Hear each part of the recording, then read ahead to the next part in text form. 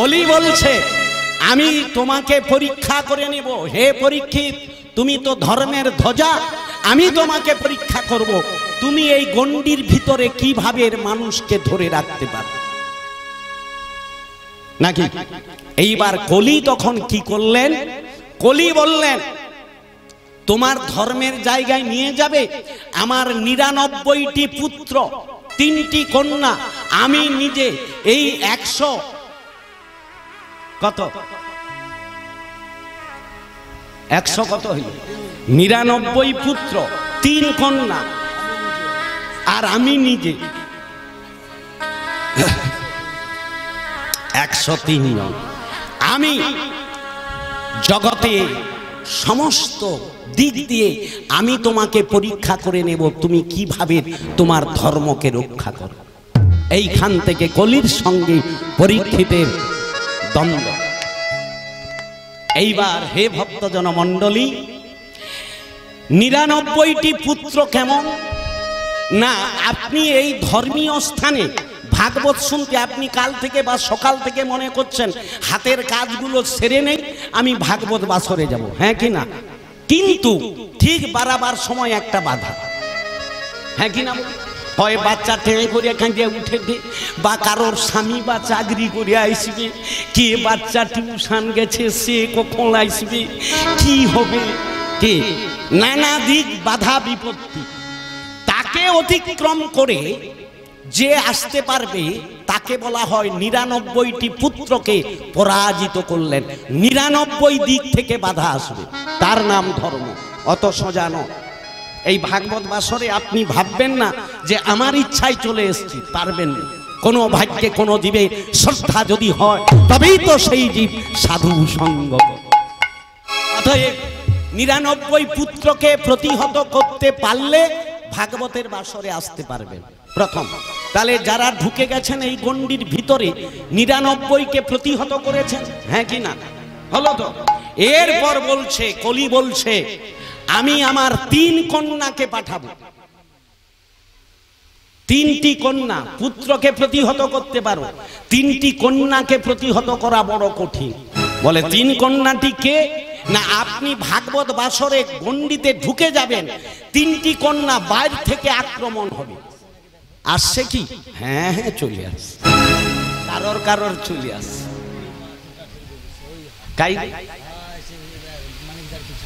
ও খুঁটাই ধরে নিচ্ছে। আচ্ছা, 3টি কন্যা কি কি, অলস প্রথম কন্যা, তারপরে দ্বিতীয় কন্যা হলো হাই, তারপরে হলো নিদ্রা। বুঝতে বুঝতে সারাদিন পরিশ্রম, অলসতা আসবে, কে খুঁটা ধরে ঢেকে বাইরে দিকে কি, হ্যাঁ কি না বল, এর মধ্যে ঠেক দিবা আরম্ভ হয়েছে, আর যে ঠেক দিবা আরম্ভ করছে তার অবস্থা শেষ। প্রথম কন্যা ঢুকে গেছে, অলস, এই বসতে বসতে অলসতা আসবে। দ্বিতীয় কন্যা 2-4 বার হাই নাকি, তারপরে ঘাটটা নিচের দিকে নেমে যাবে। কি এর কোন অবস্থা হচ্ছে, হয় কিনা দেখুন। তার মানে আপনি যজ্ঞের ভেতরে ঢুকবে, 3টি কন্যার দ্বারাই আপনি তীরবিদ্ধ হবেন। তাহলে কলি কিভাবে পরীক্ষা করছে দেখছেন, বলছে একে প্রতিহত করা যাবে কি করে এই 3 কন্যাকে না, মেরুদণ্ড সোজা করে আগে বুঝতে হবে, কায়ো ঠেক লাগানো যাবে। এর কোন বসুন আমার মতো একটু যদি ধেপে গেছেন বিদ্যা শেষ। কি এই জন্য গীতাতে বলছে ভজন জপে বসতে গেলে নাসিকার অগ্রভাগে দৃষ্টি রাখুন, নিদ্রা কেটে যাবে। আগে বসাই হয়নি, কি হরি কথা শুনুন। এখন এইবার বলবেন আপনি তো বলিয়া খালাস, আমার যে এদিকে যন্ত্রণা হটে, এখন তো ঠেকের বেরাম, কোমরের বেরাম, এক চাটিয়া, হাই কিছু বাবা নিচেও চকর মারিয়ে বুঝতে পারি নিচি, আরে কেন এদিকে যন্ত্রণা হয়, কি বাবা ঠিক বললাম না বলবো। অতএব আমি যদি নাই পারি কি হবে, তাহলে এ তো বাঁশে ঘুম লেগেই। অতএব একে প্রতিহত করে বসতে গেলে তবে হ্যাঁ কোমর হাঁটু নিয়ে এখন প্রত্যেকেরই ব্যাধি শুরু হয়ে গেছে, প্রচুর যন্ত্র।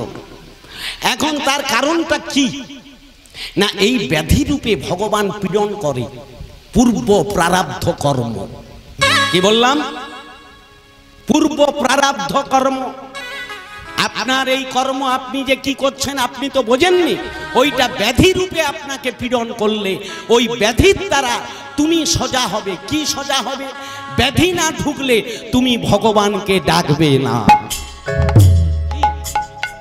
সুস্থ দেহে কেউ ভগবানকে ডাকে যখনই যন্ত্রণায় পড়ে। কি এই জন্য বলে বাবরে গেলি রে, নাকি হে ভগবান রক্ষা করো। ভগবানকে কখন ডাকে? মানুষ যখন বিপদে পড়ে। কি তাহলে ব্যাধি রূপে পীড়ন করলে তোমাকে সাইজ কর। এরপর বললেন হরিবাসরে ঘুম আসে কেন? ঘুম পাওয়ার কারণ কি? এই জন্য দেখবেন ঘুম কাদের আসছে? সারাদিন পরিশ্রম, অলসতা, এটা যেমন একটা দিক, কিন্তু সব থেকে বড় দিক আছে কি? কিছু মানুষের ঘুম আসেনি। কেন আসেনি? যার যে জায়গায় ইন্টারেস্ট সে জায়গায় ঘুম আইছে। ঘুম কার আসেনি একটু বলি। ঘুম ধরে না নিধন ধনী, ঘুম ধরে না ধনী। কি বললাম? একটা একটা বলি না হলে বুঝতে পারবেন।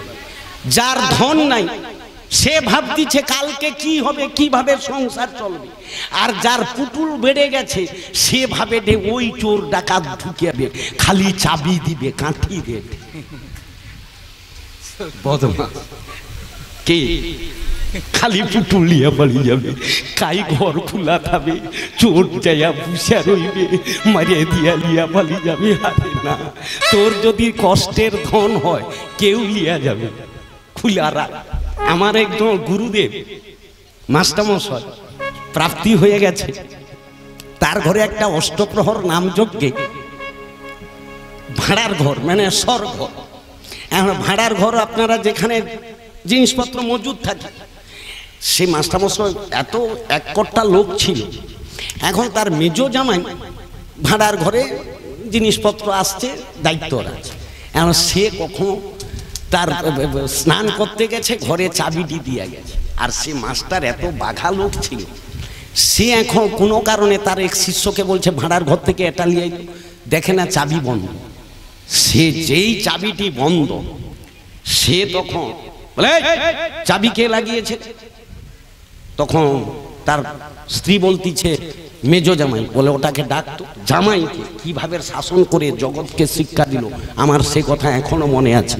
আমি সেই অষ্টপ্রহর নাম যজ্ঞের পুরো দায়িত্ব, এত আত্মীয় বন্ধুবাস গ্রামবাসীর কাছে সেই জামাইকে বলতেছে, বদমাস তোকে চাবি দিতে কে বলল? হ্যাঁ, তোর নিজের ঘরের চাবি ঠিক আছে তো? কি বলছে বুঝতে পারছো? কি বলছে বলুন দেখি। তুই তো বাইরের বহু তালা চাবি লাগিয়েছিস, নিজের ঘরের চাবি ঠিক আছে তো? হ্যাঁ কি না? আরে ও চাবি ভেঙে চোর ঢুকে যাবে না, ভাঙবে না। কিন্তু নিজের ঘরের চাবি যেদিন চলে যাবে, দেহ থেকে দেহি যেদিন চলে যাবে, সেদিন আর কোনো থাকবে না। কে লক্ষ্য করবে? তাই বলুন, নিজের ঘরের চাবি ঠিক করেছিস? বুঝা গেছে কি কথাটা বলছে, কি উপদেশ। এই বাইরে সকলে মাস্টারমশাইকে গালমন্দ করলো, আপনি আপনার জামাতাকে এইভাবে কটূক্তি করলেন, বেচারি কেঁদে বাড়ি চলে গেল। কিন্তু তিনি এত বড় সিদ্ধান্তবাদী, কোন প্রকারে জামাইকে যে যাবার হয়েছে ভুল হয়ে গেছে, তুই চলে আয় বাবা, দুঃখ করিস না। উনি বললেন, বলে ওরকম জামাতা নাও যদি থাকে আমার দরকার নেই। এত বড় সিদ্ধান্তবাদী। আমি আমার জীবনে দেখলাম যে সত্যি একটি লোক ধর্মের কে, নীতিকে, আদর্শকে রক্ষা করতে গিয়ে ওখানে কোনো সমীহ করা যাবে না। তাহলে ঘুম ধরে না নিধন ধনী, আর ঘুম ধরে না ধনী। ধন বেশি রইলেও জ্বালা, আর নাই রইলেও হলো। এরপর বলছে ঘুম ধরে না যুবক যুবতীর ঘুম ধরে না রোগী। কে ঘুম ধরে না কার? না যুবক যুবতী যারা প্রেমে টইটুম্বুর। কে? এইবার সে সারা রাত খুঁচে ঢে যদি লাগি যায় একটা। আবার কোন প্রেমিক প্রেমিকাকে কথা দিচ্ছে রাত 12টার সময় উমুক জায়গায় দেখা হবে, বেচারি সারা রাত অন্ধকারে বাঁশ বনে মশা চাপড়া ঢেনা, তখন ভাবছে ঘুমিয়ে যাবে, কখন আসিবে। হ্যাঁ কি না? ঠিক বললাম না ভুল বললাম?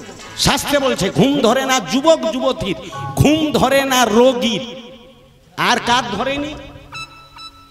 যার রোগ হয়ে গেছে, ব্যাধি যন্ত্রণায় ছটফট করছে, সে ঘুমাতে পারে না। আয়ের পরে বলছে ঘুম ধরে না যোগী ঋষির, ঘুম ধরে না ভোগী। যারা যোগী ঋষি, যারা হরি ভজন করে, তারা জানে সকাল হয়ে গেলে, সূর্য উদয় হয়ে গেলে হরি ভজন করা যাবে না। যার আছে কাজ সকাল সকাল সাত। আর ঘুম ধরে না কে? না ভোগীর, যে শুধু খাই খাই করছে। কি কি খাই, কোথায় যাই, ভোগ বিলাস। কি রাত্রি 2টার সময় উঠে ও মুড়ির টিন থেকে মুড়ি বাইরে খায়। এখন ঘুম কার আসে না? এটি বলছেন বৃন্দাবনের একজন উচ্চকোটির মহাত্মা জয়নিতাই বাবা। তার একজন শিষ্য ছিল দিল্লির বুকের শেঠজি, বহু ধনীদার। গুরুদেবের কাছে দীক্ষা নেওয়ার পর যখনই তিনি হরি ভজনে বসে যায়, গীতা পাঠ, হরি নাম স্মরণ, তখনই যত রাজ্যের ঘুম এসে জড়ে যায়। ওখান থেকে বেরিয়ে গেল, ঘুম আর নেই। একদিন গুরুদেবকে গিয়ে বলছে, বাবা আমি যেদিন থেকে দীক্ষা নিয়েছি, হরিভজন শুরু করেছি, আমার নিদ্রা আসে কেন? তখন গুরুদেব বলেছিলেন এক কথায়, উনারা যারা উচ্চকোটির মহাত্মা হয় তিনারা বেশি কথা বলেন না, এক কথায় বার্তা দিলেন, নবদাম্পত্যের বাসর ঘরে নবদাম্পত্যের ঘুম আসে কি? উত্তর হয়েছে কি? উত্তর বুঝতে পারছেন কেউ? গুরুদেব জয়নিতাই বাবা বলছেন শেঠজিকে, উনি বলছেন আমার হরিভজনের সময় ঘুম আসে কেন? গুরুদেব উত্তর দিলেন, বাসর ঘরে নবদাম্পত্যের ঘুম আসে কি? হ্যাঁ কি না? আজ্ঞা মানে কি? আরে বাসর ঘর হচ্ছে আপনাদের না? সে কবে হয়ে গেছে কি জানে। আরে বাসর ঘর মানে, বাসর ঘর কারে বলে? এখন যেমন বাসর ঘর তোর আর নাই, বিবাহ হলে তো বাসর ঘর হবে। এখন গাছতলায় যেখানে সেখানে সিঁদুর লেপে দিয়ে টেনে নিয়ে পাড়িয়ে এলেই তো। তাহলে বাসর ঘর, বিবাহ রাত্রিটিকে, নায়ক নায়িকার মিলন স্থলটাকে বলা হয় বাসর ঘর। আর এই বাসর ঘরে নায়ক নায়িকা যখন মিলিত হয়ে গেল, ওইটাকে বলা হয় বাসর। আর ওইখানে বহুদিনের আকাঙ্ক্ষা নায়কের, কবে নায়িকার সঙ্গে মিলন হবে, নায়িকারও প্রবল আকাঙ্ক্ষা কবে নায়কের সঙ্গে মিলন হবে। এই দুইজনের প্রবল আকাঙ্ক্ষা মিটাবার জন্য সারা রাত্রি দুজন ঘুমায় না। না বাসর ঘরে ঘুমিয়ে গেছে? হ্যাঁ কিনা? ওই রাত্রি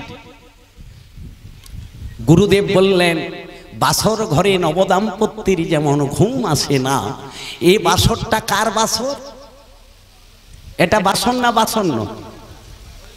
হরি বাসর। কি কার বাসর? হরি বাসর। এ হরি বাসরে ঘুম আসে কেন? কেন আসছে? তার মানে হরির প্রতি আপনার, ভগবানের প্রতি ইন্টারেস্ট নেই। হ্যাঁ কি না? আজ্ঞা এই ইন্টারেস্ট না থাকার জন্য আপনার ঘুম আসছে। কি? আচ্ছা রাত্রি 2টার সময় ভাত ঘুমে ঘুমিয়ে আছে, আপনাকে কেউ যদি বলে যে বন্ধু 5000 নিয়ে আসছি ঘুমিয়ে লেট, আপনি কি বলবেন? না রেখে দিয়ে এখন ঘুমাই। কেন? টাকা গুনতে গুনতে কেউ ঘুমিয়ে যায় না? টাকার প্রতি আমার ইন্টারেস্ট, কামিনীর প্রতি ইন্টারেস্ট, কাঞ্চনের প্রতি ইন্টারেস্ট, যার প্রতি এই যে যেমন কারোর সিরিয়াল দেখা ইন্টারেস্ট, সে দেখতে দেখতে ঘুমিয়ে যায়, খালি অ্যাডভার্টাইজটা এসে গেলে মাথা কাজরাটে, তারপরে জ্যোতিবাবু চলে এলে তো তার গোষ্ঠী উদ্ধার করে দেয়। বুঝা গেছে তো? তাহলে হরি কথা যেদিন আপনার ইন্টারেস্ট জেগে যাবে, যত অলসতা আসুক না কেন ঘুম চলে যাবে। কিন্তু এটা হুট করে সবার হবে না, এই জন্য অলসতা এসে যাবে। আপনি যদি আমার কথা না বুঝতে পারেন, আপনার ভালো লাগবে না। গল্প শুনতে গেলে ইন্টারেস্ট জেগে গেলে আরেকটু শুনি আরেকটু শুনি, হয়তো ঠিক তদ্বৎ হরি কথা ভগবানের লীলা বিষয়ক শুনতে শুনতে যেদিন তুমি তন্ময় হয়ে যেতে পারবে, সেই দিন ভগবানের কৃপা। অতএব তাহলে অলস হাই নিদ্রা, কলির কটি কন্যা? তিনটি। এরপর বলছে এই তিনটি কন্যাকে যদি কেউ প্রতিহত করে, বসতে পারে, কলি বললেন আমি নিজে যাব স্বয়ং, দেখি তুমি তোমার ধর্মীয় স্থানটাকে রক্ষা করতে পারো কি করে। কলি স্বয়ং মানে যার মাধ্যম দিয়েও ঢুকবে, যাতে এই হরি নামের যজ্ঞটা, ভাগবত যজ্ঞটা বন্ধ হয়ে যায়, হ্যাঁ কি না? আবার কলি কি করবে? রাস্তায় কোনো হঠাৎ অ্যাক্সিডেন্ট, এখানে ভাগবত বাসরে কেউ বসবে? এক্ষুনি এই রাস্তায় যদি কোনো অ্যাক্সিডেন্ট হয়ে যায়, এখানে কেউ বসে থাকবে? হ্যাঁ কি না? কাছে একটা ঘরে অগ্নি সংযুক্ত হয়ে গেল, কেউ বসে থাকবে ভাগবত বাসরে? এইগুলো কলি করাবে, চারদিকে এই ভাবের কলির সমস্ত বিভীষিকা চলতে থাকবে। হঠাৎ কেউ বাচ্চা একটা জলে পড়েছে, কেউ অ্যাক্সিডেন্ট হয়ে গেছে, যে আচমকা হয়ে যাওয়া, এইটা কলি পরীক্ষা করবে। তাকে যদি কেউ প্রতিহত করতে পারে, তবে গিয়ে তিনি ভাগবতের শ্রোতা হতে পারবে। যেদিকে যা হয় হোক, এ জগৎ তার, জগৎ রক্ষা করার দায়িত্ব তিনি, আমি নিমিত্ত মাত্র। অতএব আমি যার কথায় বসেছি, তিনি সব কিছু রক্ষা করবে। এইটিকে করে যদি বসতে পারেন, তবেই আপনার হরি কথার বাসরে বসা যাবে।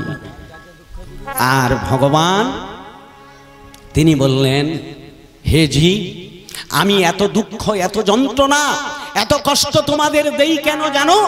যত দুঃখ থাকবে তত তুমি ভগবানকে ডাকতে পারো নাকি? দুঃখ হলেই গোবিন্দকে পাবে, সুখ হলে গোবিন্দকে ভুলে যাবে।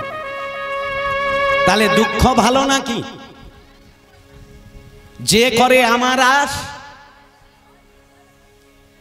হরি ভজন কারে বলছে দেখুন, যে করে আমার আশ করি তার সর্বনাশ। তবুও সে যদি না ছাড়ে আমার আশ, আমি হয়ে যাই তার দাসের দাস। কত বড় কথা বলছে, বুঝতে পারছেন? এই জন্য কৃষ্ণ ভক্ত যারা হবে তাদেরকে অ্যাসিড টেস্ট করা হয়, দেখি ধরে রাখতে পারো কি। ভাবছেন আমি হরি ভজন করি, বোধ হয় হরি আমাকে সব দিকে রক্ষা করবে? তখনই করবে। রাখে হরি আর মারে হরি। রাখে ডাক্তার, ডাক্তার রাখতে পারে, তাহলে ভগবান। এই জন্য শোনো মা, ভালো করে শুনবে। দেয় কৃষ্ণ, নেয় কৃষ্ণ, পালে কৃষ্ণ সবই। কি বললাম? ভগবান আপনাকে দিয়েছে, আবার ভগবান আপনার কাছ থেকে এক ফোঁড়ার ঘর নাই কি।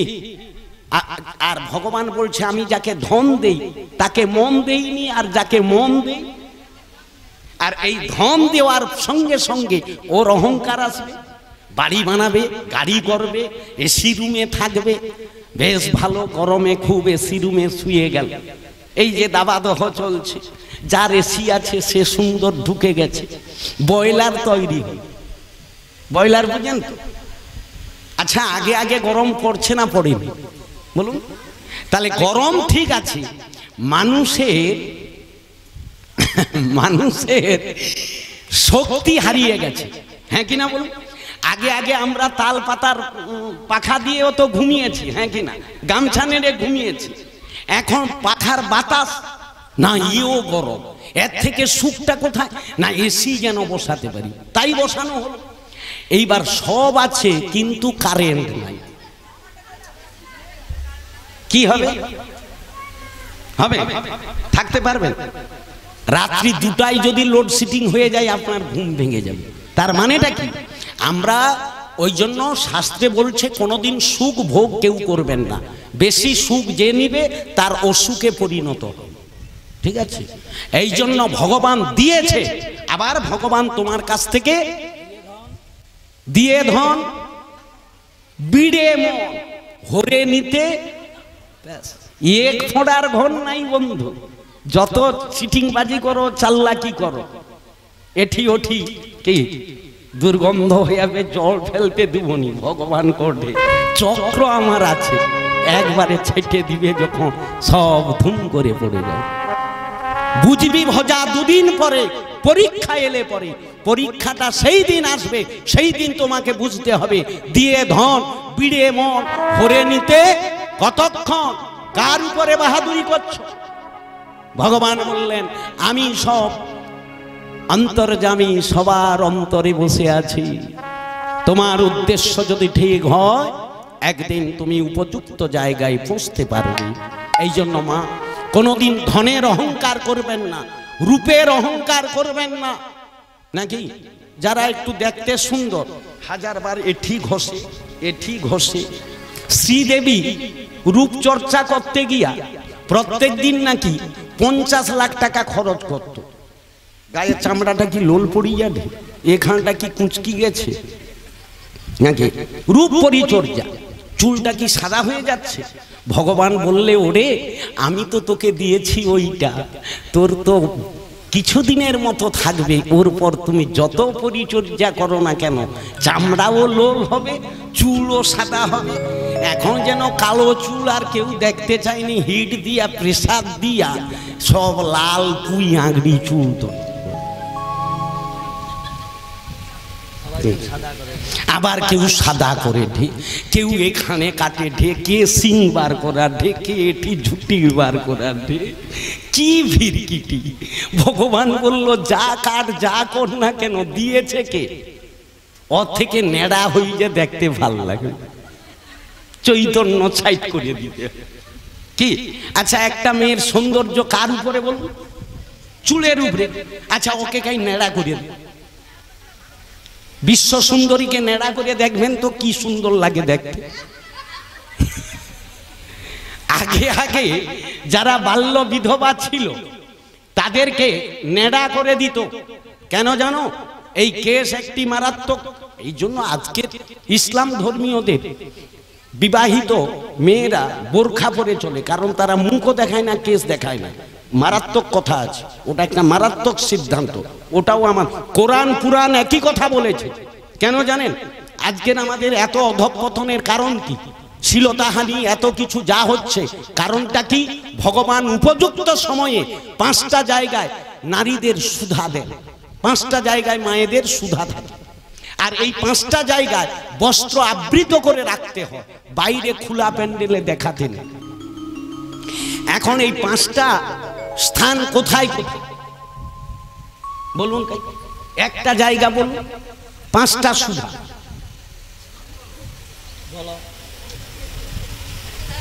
প্রথম উপর থেকে বল না নিচ থেকে বল? প্রথম বলছে কেশ, চুল।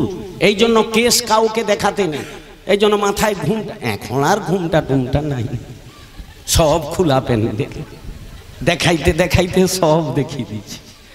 তাহলে কেশ, তারপরে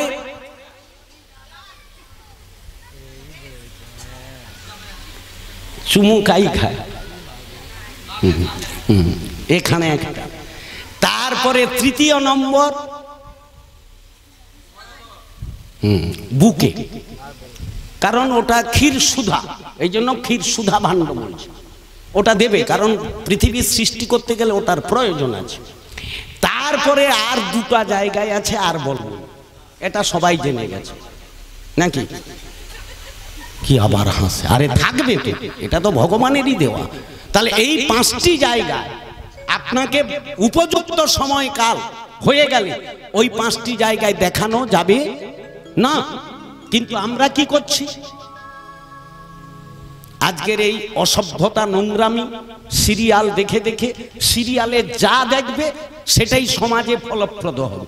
আমরা যে চিৎকার করে বলছি গলায় একটু মালালো, তিলক লো, তুলসী পরিক্রমা করো, হাজনু কি করো, আর সিরিয়ালে তারা এই চুল কেটে সিং বার করছে, এনেও সিং বার করে, টানে ভুরু কেটে শুরু করছে, এনেও শুরু করে, তারা বড় বড় নখ রাখছে, এনেও বরাহর মতো নখ রাখে। কালকে যার নখ থাকবে ধরিয়া পিঠা আনবো সব আছে। এখন কেন? আচ্ছা ওই নখের আবার ফ্যাশন। আচ্ছা আগে আগে আমার বাবারা বুঝবেন, আমাদের বয়স কি যারা, তার থেকে যারা বয়স্ক, আগে আগে স্কুল গেলে, ছোটবেলা প্রাইমারিতে গেলে আগে আগে মাস্টারদের হাত দেখাইতে হইতো, হ্যাঁ কি না বল? আগে কি দেখাতে হতো? আগে প্রেজেন্ট করার পূর্বে হাত দেখাতে হতো, হাতে নখ আছে কিনা দেখি, নাকি কারোর যদি নখ থাকে ডাস্টার দিয়ে গায়ে ফুলি দিচ্ছে, হ্যাঁ কি না? এখন কে কত বড় নখ রাখতে পারে, নখের ফ্যাশন। এখন আমি একজন মেয়েকে বলতেছে, কি রে মা এত বড় নখ রাখার কারণটা কি? সে আমাকে একটা কারণ বলল, বলে আসল কি জানেন, রাত্রে রাত্রে তো আমরা ঘুরি, তো কোনো উগ্রপন্থী যদি আমাকে অ্যাটাক করে, আমার কাছে তো কোনো অস্ত্র নাই, আপাতত নখটা দিয়ে আঁচড়ি দিয়ে পালিয়ে যেতে। কালীর হাতে খড়গ আছে, কি আমার হাতে তো আর খড়গ নাই, তাহলে এই নখটাকে ব্যবহার করবে বলে রাখছে। অসভ্যের দল। তারা যেই কাপড় পরবে এরা সেই কাপড় পরবে। তারা সিঁদুরকে লুকাইতে আরম্ভ করছে, এনেও চুল চিরা কাই যে ভিতরে সিঁদুর রাখছে, যে গোপনে চুলের ভিতরে সিঁদুর রাখছে, গোপনে আরো দু চারটে আছে। তারপরে গলায় টানে যা পরে এনেও পরে, তারপরে তারা এটি ছিঁড়া, ওটি ছিঁড়া, সেটি ছিঁড়া, এনেও ছিঁড়া পোশাক। এখন ভালো পোশাকের দাম না, সব ছিঁড়া পোশাকের বেশি দাম। তারা দু চারটা ছাড়ে ঢে ধরে ঢে এনেও ধরা আরম্ভ করছে। এই হচ্ছে সমাজ। অতএব সেই সমাজকে সচেতন করাবে কে? একমাত্র ভাগবতী পারে। কারণ কলিকে যতই আপনি আশ্রয় দেবেন, কলি আপনার উপরে ছড়িদারি করবে। তাই হে ভক্তজন মণ্ডলী, ধর্মকে যদি আশ্রয় করতে পারো, কলি তোমাকে পরীক্ষা করে নেবে, আর কলির পরীক্ষাতে আপনি যদি পাস করতে পারেন, তবেই আপনি ধর্মকে আশ্রয় করতে পারবেন। কলি মহারাজ পরীক্ষা করে পরীক্ষিতকে, মহাভাগবতম পরীক্ষিত, তিনি আজ কলির তাড়নায় পড়ে শমিক মুনির গলায় মৃত সর্প দিয়ে তিনি অপরাধ করলেন, আর সিংহী অভিশাপ দিল আমার পিতার উপর, যে এই অন্যায় আচরণ করেছে সপ্তাহকালে তার তক্ষক দংশনে মৃত্যু হবে।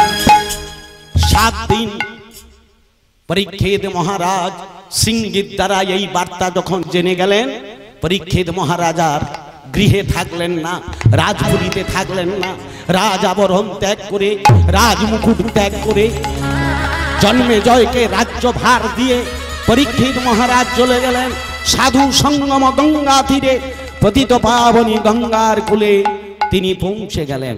তাহলে আজকের আপনারা গঙ্গার কূলে এসছেন তো, হ্যাঁ কি না? এখানে গঙ্গা আছে, আগে গঙ্গা আছে। গঙ্গাটি কোথায়? ভাগবত কোথায় হয়? তুলসী কানন যত্র যত্র পদ্ম বনানি বনানি, যেখানে তুলসী কানন, তুলসী কানন মানে তুলসী বন, আর যত্র পদ্ম বনানি, যেখানে পদ্ম বন, অতি অপূর্ব সুন্দর, আর তত্রৈব গঙ্গা যমুনা চ সিন্ধু গোদাবরী তত্র সরস্বতী চ। সেটি কোথায়? না যেখানে সর্বাণী তীর্থানি বসন্ত তত্র যত্র তত্র কথা প্রসঙ্গ, যেখানে হরি কথার বাসর হয়, সেখানে সমস্ত তীর্থ, সমস্ত নদ, সমস্ত নদী সেখানেই উপস্থিত হয়ে যায় নাকি? গঙ্গা, গোদাবরী, সরস্বতী, আমরা তো গঙ্গাতে যেতে পারবো না, গোদাবরী। তাই ভাগবত পুরাণও যেখানে পঠতি পুরাণম, যেখানে ভাগবতম কথা, ভাগবতীয় বার্তা, যেখানে হরি কথা হয়, গঙ্গা, গোদাবরী, সরস্বতী, নর্মদে, সিন্ধু, কাবেরী, সমস্ত নদী, সমস্ত দেবদেবী সবাই সেখানে এসে ভগবানের কথামৃত আস্বাদন করে। তাহলে আজকে এই পান্না গ্রামে সমস্ত তীর্থ, সমস্ত নদ, সমস্ত নদী, সমস্ত দেবতাগণ এখানে উপস্থিত হয়ে গেছে, কিন্তু আমরা এই চোখ দিয়ে দেখতে পাই না। মা, তিনারা যে অন্তরিক্ষে আছে আমরা এ চোখ দিয়ে দেখতে পাই না। অতএব যত দিন এগোবে হরি কথায় মানুষের আস্তে আস্তে করে ভাগবতের কৃপায় মানুষের শ্রদ্ধা ভক্তি জাগরিত হবে। তাই সেই পরীক্ষিত মহারাজ তিনি তার কৃতকর্ম খণ্ডনের জন্য চলে এলো কোথায়? নানান তীর্থ পরিভ্রমণ করলো। নানান তীর্থ পরিভ্রমণ করে সবার কাছে বার্তা দিলেন, বলুন বলুন আপনারা কৃপা করে আমার এই ব্রহ্মসাপ মুক্তি হবে কি করে? ব্রহ্মসাপ মোচন হবে কি করে? আচ্ছা, ব্রহ্মসাপটা কতদিন? কতদিন মা? 7 দিন। তাহলে 7 দিন কেন বলল? আপনারা এখানে ভাগবত কতদিন হবে? 7 দিন। তাহলে সপ্তাহ কাল। আচ্ছা, ওটা 8 দিন বলতে পারতো, 6 দিন বলতে পারতো, 7 দিন বললো কেন? 7-এর একটু তত্ত্ব বলি। শোনো মা, ভাগবতে বাবু আজকের যে যে বিষয়গুলো করে গেছে একটাও বিষয় আমার ব্যাখ্যা করার যাবে না, কারণ সময় নেই।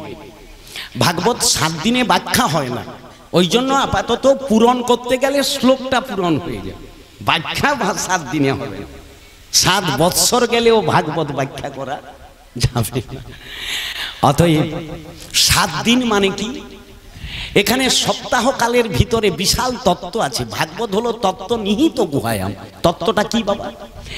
জীবের জন্ম থেকে মৃত্যু পর্যন্ত কতদিন কেউ ধরতে পারছে? আরে জন্ম থেকে মৃত্যু কটা বার? আজ্ঞা 7টি বার। তাহলে এই বারের মধ্যে জন্ম, এই বারের মধ্যেই মৃত্যু নাকি? তাহলে 7টা কি বললো? এই 7-এর ভিতরে তত্ত্বটি আছে কি না, জীবের জন্ম থেকে মৃত্যু পর্যন্ত 7 দিন মাত্র। কি কি বার? 7টি বার। আজ্ঞা কোন বার থেকে শুরু করবেন? কেন রবিবার? সানডে। সানডে মানে সেই ইংল্যান্ডবাসীরা বলছে, আসল রবিবারটা কেন আমাদের কাছে প্রিয়, গুরুত্ব কেন গুরুত্ব বলুন দেখি? ছুটির দিন। এই জন্য যারা চাকরিজীবী তারা বলে শনিবার সুখীবার, শনিবার সুখীবার, হাফ ডে, না হলে কোনো কোনো শনিবার আবার ফুল ডে ছুটি। শনিবার সুখীবার, মধুমাখা রবিবার। কি একবারে ফুল ছুটি, একবারে স্ত্রী পুত্র কন্যা আদি লিয়া পিকনিক করা, বিগ বাজারে যাওয়া, ভালো মন্দ খাবা। কি তাহলে মধুমাখা রবিবার। তারপরে বলতিছে মুখ পড়া সোমবার আসে কেন বারবার? তাহলে মুখ পড়াটা কি বার? সোমবার হলেই যেতেই হবে, কিচ্ছু করার নাই। তাহলে রবিবার থেকে আমরা ধরি, তত্ত্ব বলছে না প্রথমবার আমাদের কোন বার? আজ্ঞা কি বার?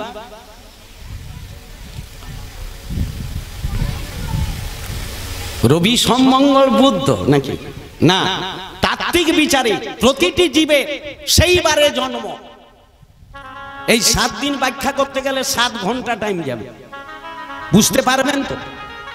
আজ্ঞা বুঝতে পারবেন? তাই দেখবো কে বুঝতে পারবে।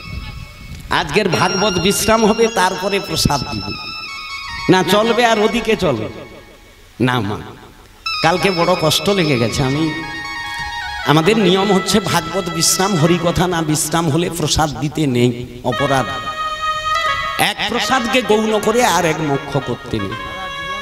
সারা জীবন তো ঘুমিয়ে গেল আর খেয়েই গেল, না কি বলবো?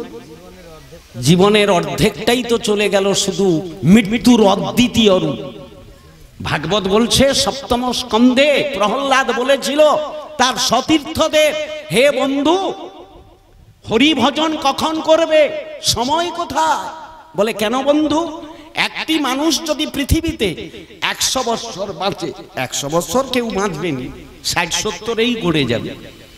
তারপরে কে কখন গড়বে তার কোনো ঠিক ঠিকানা নাই। সে 30 বছর বাঁচুক আর 50ও বাঁচুক, 100 যদি বাঁচে, একটি মানুষ এই পৃথিবীতে যতদিন বাঁচবে তার অর্ধেকটা চলে যাবে কিসে? নিদ্রা। আর ঘুমিয়ে যাওয়া মানে মৃত্যুর অদ্বিতীয় রূপ। কি মানুষ যখন ঘুমিয়ে যায় মোড়া, কোথায় পড়ে আছে, কিভাবে পড়ে আছে জানে না। তাহলে অর্ধেকটা চলে গেল আপনার যদি মৃত্যুর অদ্বিতীয় রূপ নিদ্রাতে, তাহলে আর থাকলো কত? 50। জন্ম মৃত্যু জরা ব্যাধি কামিনী কাঞ্চন ভোগ করতে গিয়ে, অর্থ উপার্জন করতে গিয়ে আপনার আরো 50 চলে গেল। হরি ভজন কখন করবে? কে গো মা বলুন, হরি ভজন কখন করবে? মরার সময়। মরার সময় আর সময় পাবে না। হরি ভজন করতে গেলে সময় থাকতে করতে হবে, মরার সময় আপনি আর করতে পারবেন না।